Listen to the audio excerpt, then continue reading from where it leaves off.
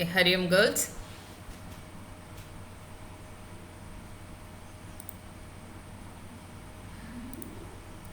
Okay, so in our Python programming course, in the fifth module, fifth semester, we are going to discuss 5 different modules with the unit 1, 2 with basics, and unit 3 will be discussing about object oriented programming, and unit 4 and 5 a little advanced parts of Python programming, which will be discussing or dealing with how to connect your Python application to database. And in the fifth module, which is a very interesting module that has all the graphical user interface programming, that uses the Kinter package, which will help you to create an appealing interfaces. Okay, now if you want to do Python programming, you can have Python installed in your machine, whether it is going to be,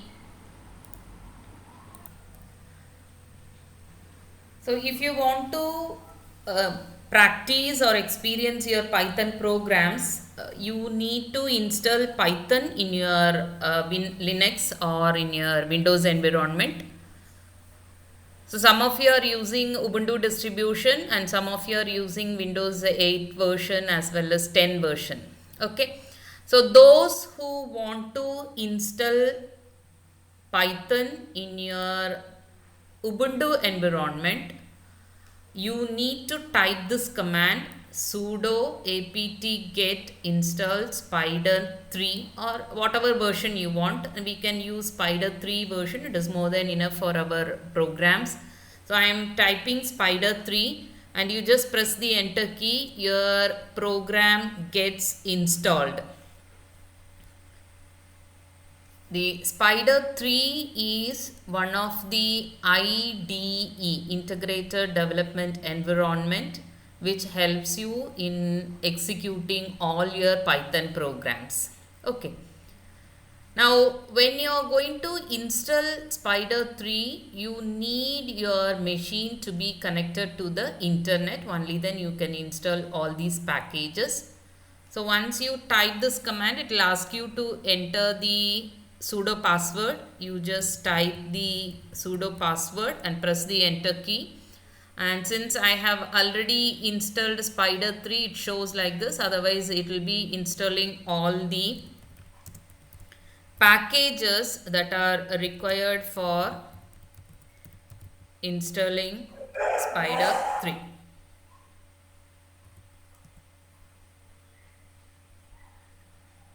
Any doubts you have? Ma'am screen share ചെയ്യുന്നുണ്ടോ? Oh, you are not able to see? Yeah, I'll be sharing the screen now.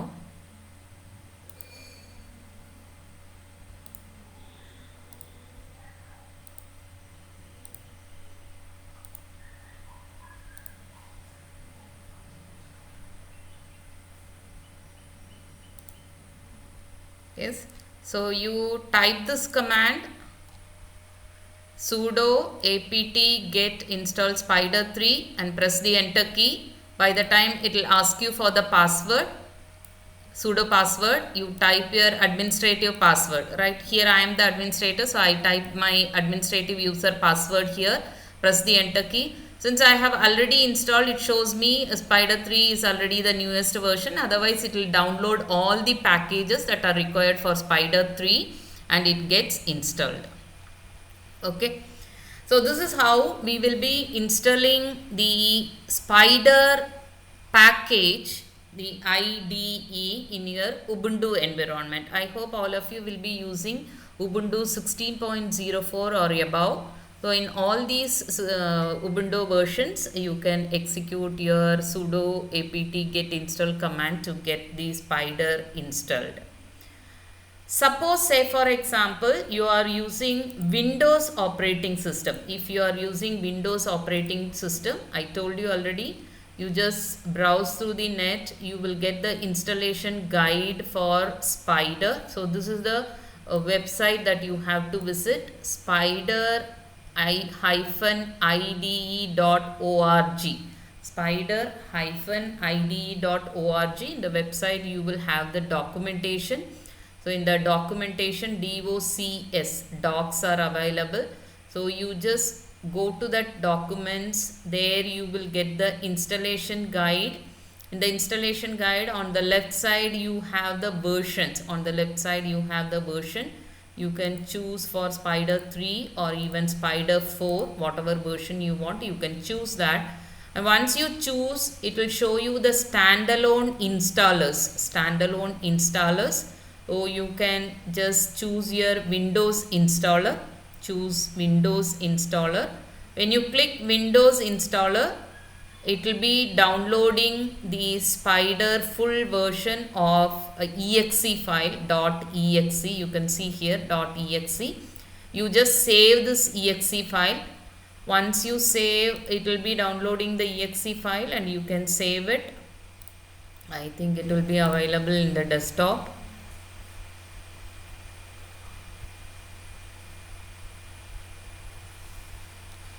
Right, where is the... Let me go to the downloads and go to the downloads. Yeah, it's downloading here, right?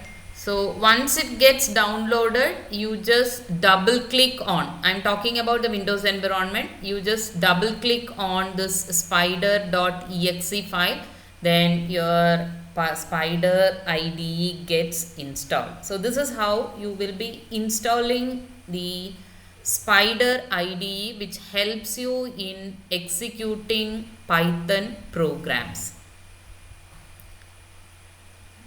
Okay. So once you have installed, any doubts you have up to this, is it clear?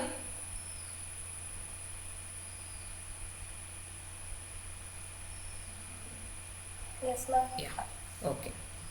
So now our first module is actually dealing with the basic elements and control statements. Now I'm not going to get into the syllabus directly. We'll be talking about what are the different features of Python, what are the different methods to run Python. You have very different methods to run Python.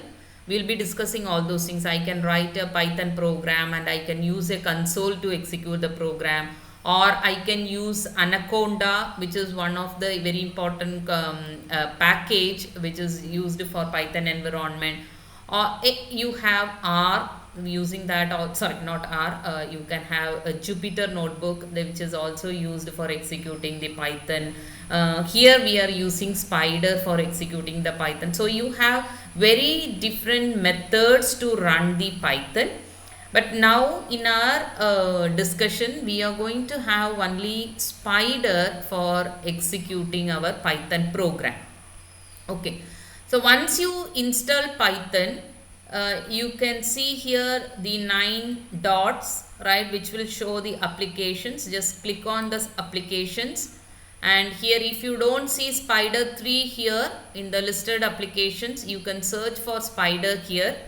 Just type SPYDER Spider 3, automatically it comes there, and you double click on Spider 3, you will get the Spider 3 IDE opened, right? So this will be opened when you type Spider 3 and double click on Spider 3 icon, right? Now in the Spider IDE, this Spider which I have installed is using Python 3.6 version. So this is the version it is using. 3.6 version is used by the Spider. And here I have on the left hand side, right? So this is what you call as code editor. This is what you call as code editor. Here, this is where you will be editing the Python code, right? Your Python scripts will be edited here. Then on the right side you see a console which we call as IPython console. This console is called as IPython console. This is where the output of the program will be displayed. Output of the program will be displayed. So I am going to show you. Sorry. I am commenting all these programs. Okay, I have commented. So what I have used for commenting multiple lines? Any one of you have observed? Can you see this? You want me to increase the size? Let me increase the size. Let me have it as 18 and console also 18.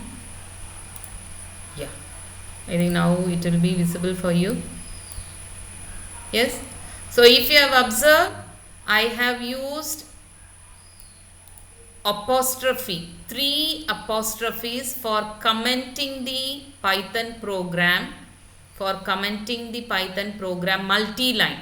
Whereas in C++ or in Java you might have used this, right? Do you remember? This is where you will be typing all the multiple lines to comment the program code, right? So this is multi-line commenting in C++ or Java. But in Python, please make a note of it. നിങ്ങളുടെ lecture notes this particular point should be there. This is the first point we are discussing about Python. In your Python program, if you want to have a single comment, when I say single line as comment, you can use hash symbol. Probably you might have used this hash symbol in your shell script, right? So in your shell script, if you want to comment any line, you might have used the hash symbol. The same symbol can be used for commenting a single line in your Python code, right? So this is a single line Python commenting. But if you want to have multi-lines to be commented, you can have this 3 apostrophes. 3 apostrophes, open 3 apostrophes, then type whatever you want, then close with 3 apostrophes. Okay, so now all these are getting commented. All these are getting commented now.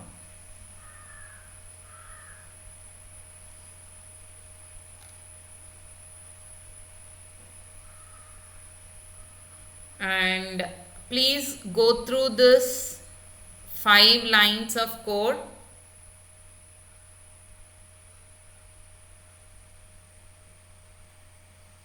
I hope all of you are going through.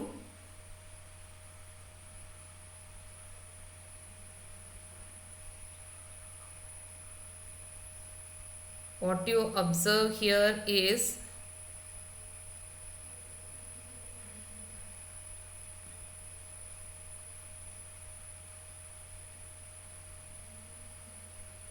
do you go through the notes?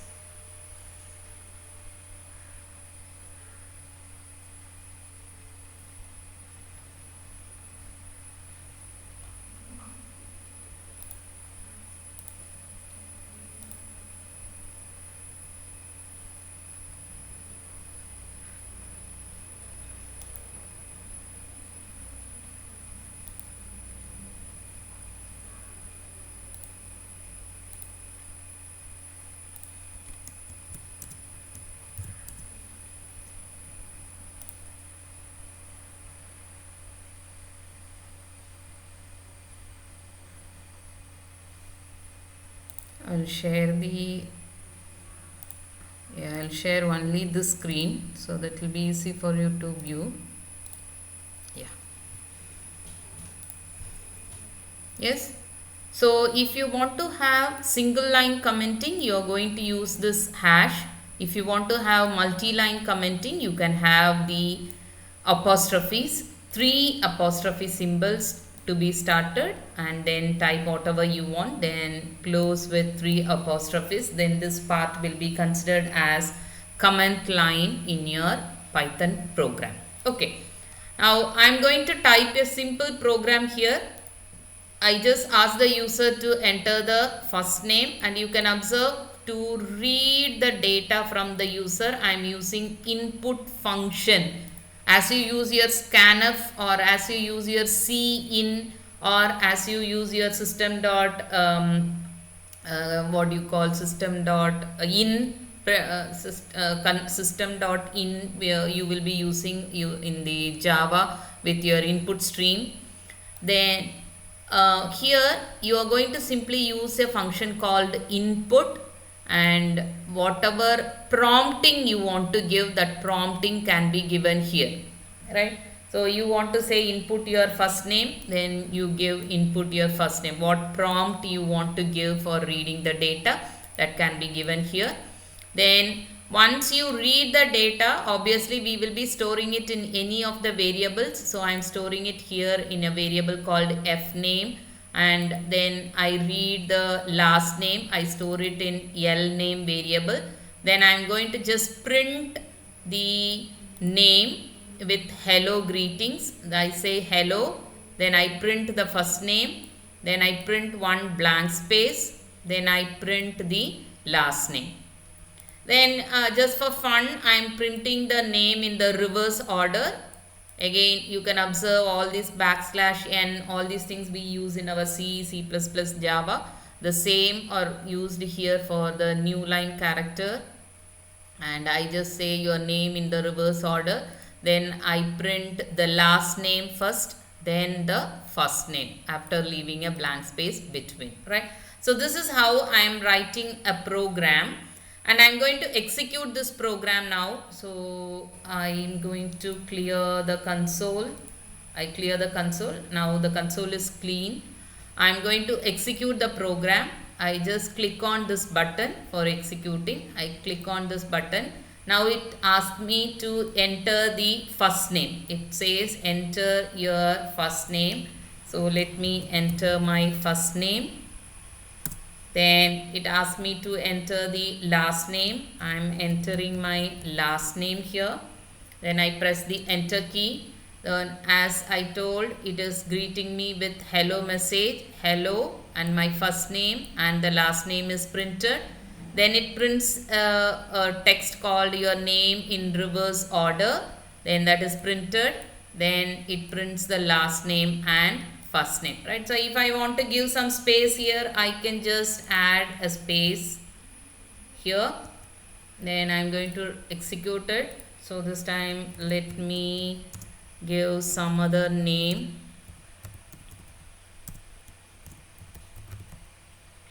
I give first name and last name. So it says hello and the first name, last name, then in reverse order, last name and first name, right?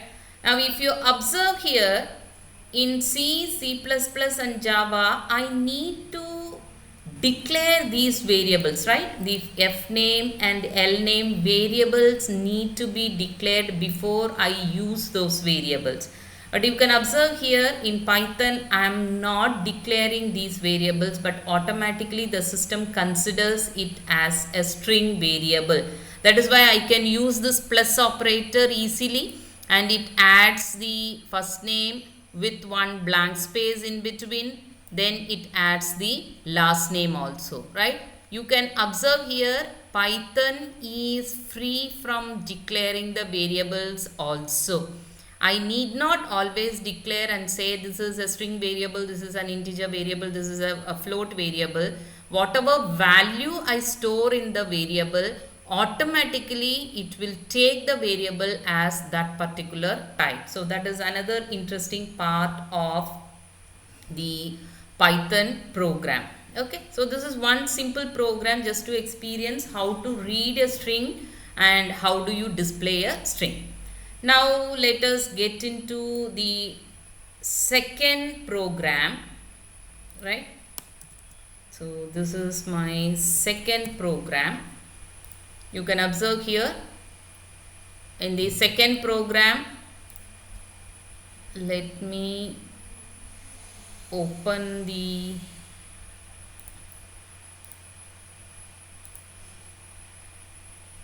program list so that will be easy for you to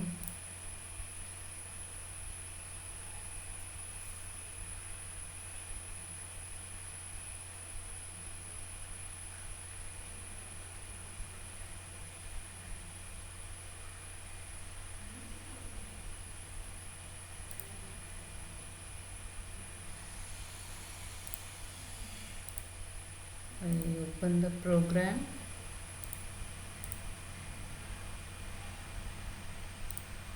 Or let me open the PDF, then it will be more clear for you.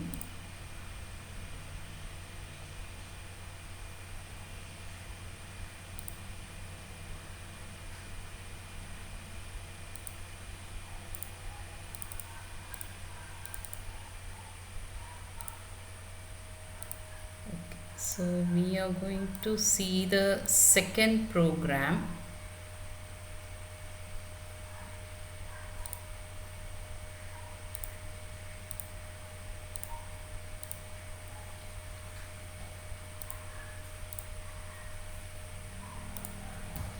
So this is the first program we discuss. I think it is visible now. If you want, I can increase the size also. Yeah.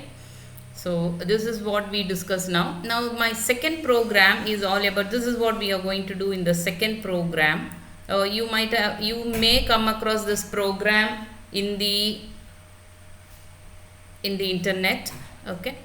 So if I give an integer like 5, if I input an integer like 5, what it has to do, it has to convert this value 5 into 55, then it has to convert it into 555, then all these three values must be summed up, then the result must be displayed. This is my program, right? So you need to write a Python program that accepts an integer n and it computes the value of n plus nn, where n is one single digit. Okay, then the digit repeated 3 times, then the sum needs to be displayed. So what I do here, you can observe, I am not declaring any of these variables. This is one point you need to observe.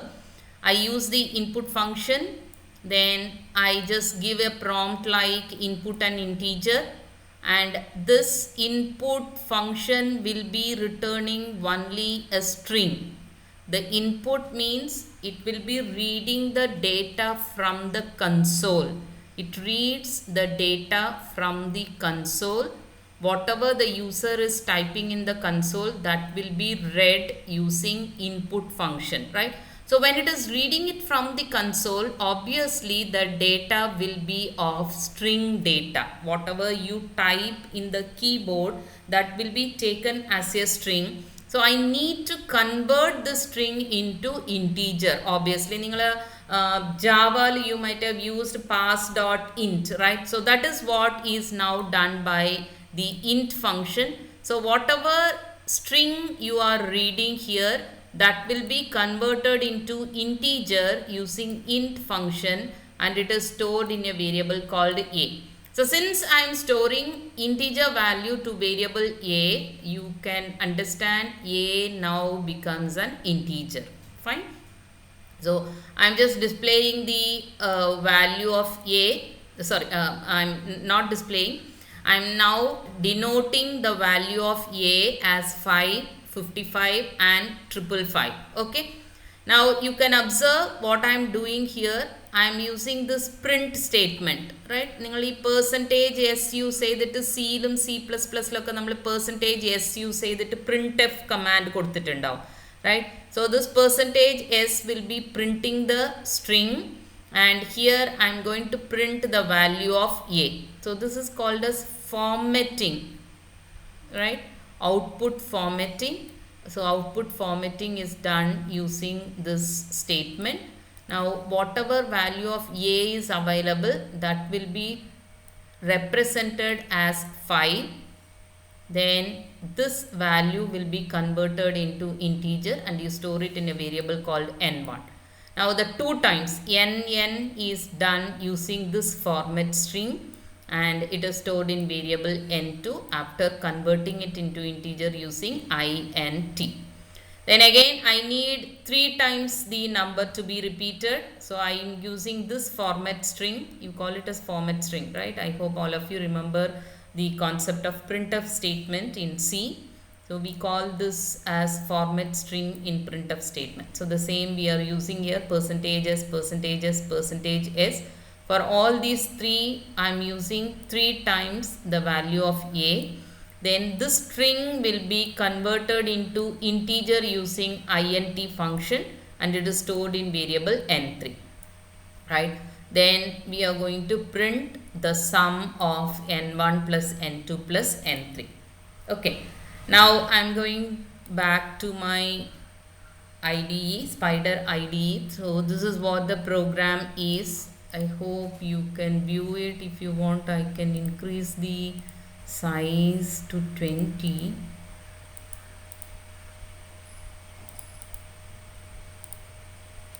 Okay, now it will be visible for you, right? The same program. I'm going to execute the programs now. Let me clear the console. I'm going to execute the program again, and you can observe the first program gets executed. So I'm going to type the first name, I type the last name, and it displays the output of this program, and it executes this. It says input an integer, so I'm going to input the value of 3, and it gives me the output as 369, right? So the program is as simple as that. Don't bother about all these format string etc. We will be discussing all those things. I just want to give you an experience of how the Python program looks like and how we are going to execute it in the Spider environment. Okay. Now I am going to do the next program. So let me delete the commenting. Okay. So this program is very simple program for finding the volume of a sphere with radius 6.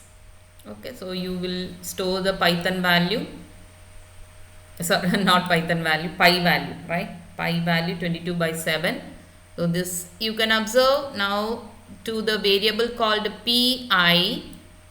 I am just storing the value 22/7, which is 3.14 etc etc, and just by storing the float value to the variable pi, the pi automatically becomes a float variable. I have not declared pi as any float variable or integer variable, but automatically it becomes a float variable just by storing a float value or a double value. Now r is again a float value because 6.0 is a float value or a real value which I am going to store here. Then I am using this formula, right? 4/3 into pi r cube, which will give you the volume of the sphere. Then I store it in the variable v, and then I'm just printing the volume of the sphere, right? This is the third program which we are going to now execute in our Spider. So let me just execute. It executes the first program.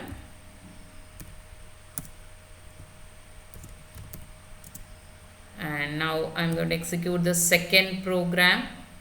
You have to input an integer for the second program, and it is giving you the output of the second program. And the third program, it shows the volume of the sphere is this one, because we are not reading any value here.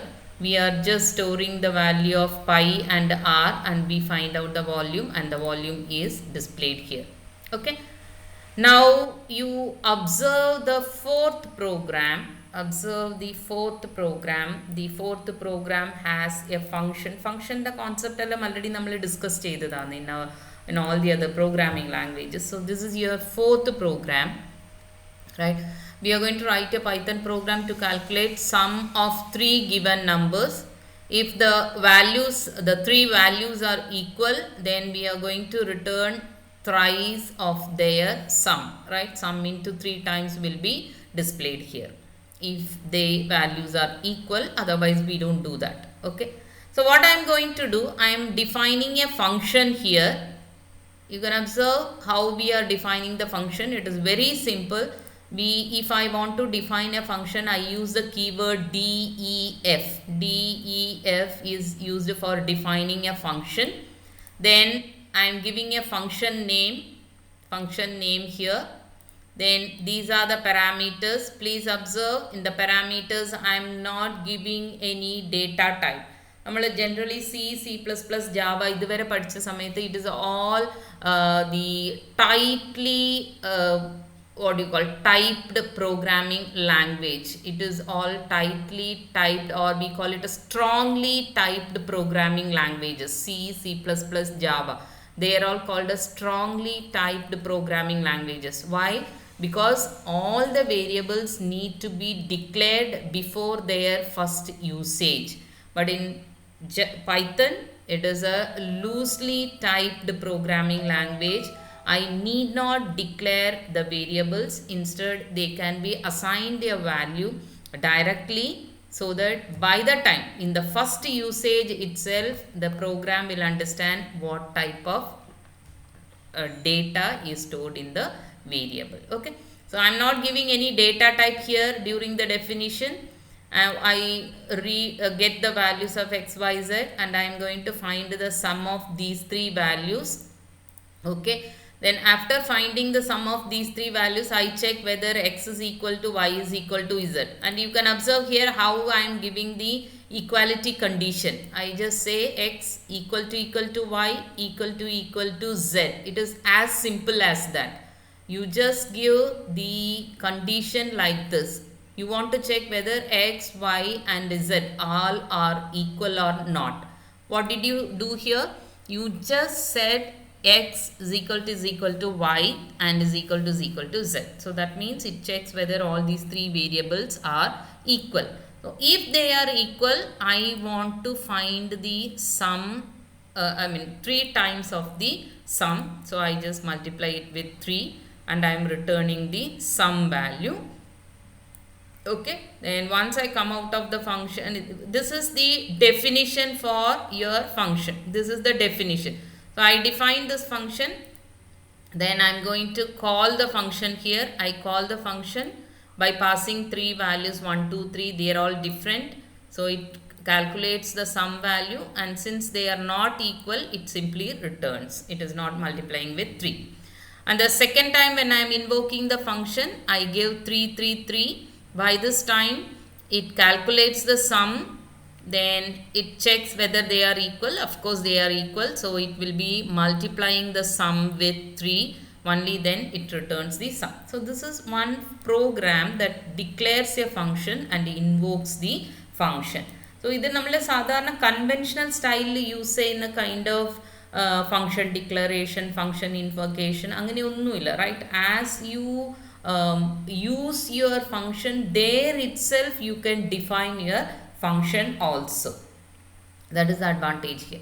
So let us go to the Spyder IDE, and I have this program here, right? I declare the function, and you can see all these keywords. D, E, F is a keyword, so it appears in blue color. I, F is a keyword that appears in blue color. Return is a keyword that appears in blue color, whereas print is not just keyword, it is a function. It is a predefined function, right? So this print as well as int, input, these are all predefined functions, so they appear in purple color. Okay, now let us run the program again. I clear the console, I run the program. So you just input the names, first name and last name. Then for the second program, this is the second program, I input a value like 4. Okay, and the volume of the sphere is displayed. And for the fourth program, the result is displayed. So first time it is calculating 1 plus 2 plus 3, which will be equal to 6. Then second time it calculates 3 plus 3 plus 3, which is equal to 9. And since all the values of x, y, z are equal, 3 into 9, which will be equal to 27. So this is how you can edit the Python code in Spyder and execute the Python code in Spyder, right? Now, some of you might have observed here, when I declare the function in C, C++ and Java, we use the curly braces, right? So, those who have observed, curly braces use ചെയ്തിട്ടാണ് നമ്മൾ function declare ചെയ്യുക. But here I am not using curly braces. How come Python identifies a block for the if statement or for the looping or for the function etc. അപ്പോൾ എങ്ങനെയായിരുന്നു ഈ def എന്ന് പറഞ്ഞിട്ട് start ചെയ്തിട്ട് ഈ ഫംഗ്ഷൻ്റെ block ഇത്ര വരെ മാത്രം എന്നുള്ളത് ഐഡൻറ്റിഫൈ ചെയ്തത്? It has identified it using the tab space here. So whenever you want to have a block in your Python program, whenever you want to have a block in your Python program, you need to use only a tab space. You call it as indentation. If you give indentation, automatically that will be taken as the block for your program. Okay, we'll be discussing all those things. അപ്പോൾ ഒരു ഫംഗ്ഷൻ്റെ ഒരു block ഇതാണെന്നുള്ള describe ചെയ്യാൻ നമ്മൾ എന്താ ചെയ്തിട്ട് we have given just an indentation. So when I give indentation for this function definition, these are the set of statements. Next indentation close ചെയ്യുന്ന വരെയുള്ള location ആണ്, it will identify as a block of set of statements. Then for the if statement, obviously we will give curly braces, right? And here for the true part I want to give this, so I gave it with another indentation. So ഇവിടെ ഒരു single tab space ആണ്, whereas here I have used two tab spaces to show this is part of the true part of if statement. Okay, then one more thing you might have observed, ഓരോരോ indentation start ചെയ്യുമ്പോഴും അല്ലെങ്കിൽ ഓരോരോ block start ചെയ്യുമ്പോഴും I have used this colon symbol here, right? Define the function and I started the function definition with colon. Define the if statement for the true block, I started with colon, right? So this is how we will be giving a block for the Python program. Okay, so this is just a basic idea about what will be the structure of a Python program and how we can type the code in the Spyder IDE and how do you execute the code in the Spyder environment, right? So that is what we discussed today. So from the next class onwards, we will get into the syllabus. So we'll start with what are the features of Python. Then we will be talking about the different data types, etc. So before that, let us have this way. Before we start with features of Python, let us first talk about what are the different methods for running the Python code. Then we will get into the features of Python. Okay, so that is what we will be discussing in the next session. Thank you.